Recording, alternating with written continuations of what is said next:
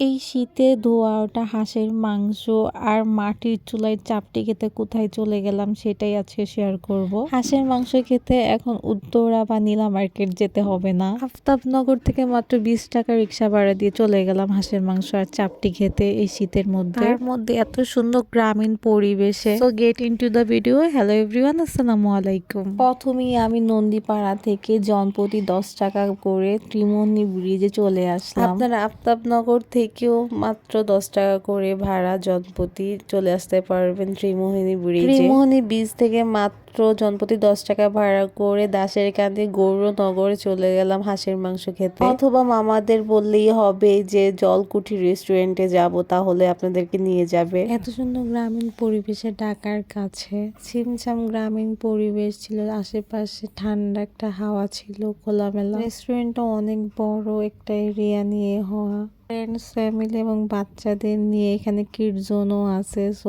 অনেক ভালো একটা পরিবেশ। যাই হোক, এখন খাবারে আসা যায়। আমি এখানে একটা প্যাকেজ নিয়েছিলাম হাঁসের মাংস, যেটার দাম ছিল 260 টাকা। ধরনের খাবারের প্রাইস অনেক রিজনেবল ছিল।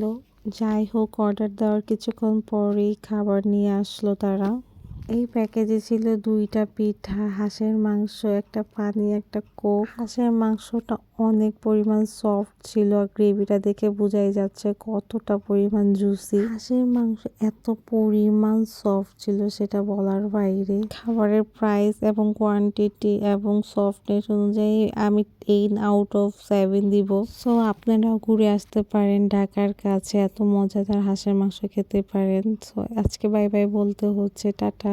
সো ভিডিওটি ভালো লাগলে লাইক, কমেন্ট, শেয়ার করে পাশে থাকবেন, কারণ আপনাদের একটি কমেন্টই আমাকে একটি নতুন ভিডিও করতে উৎসাহিত করে। আল্লাহ হাফেজ।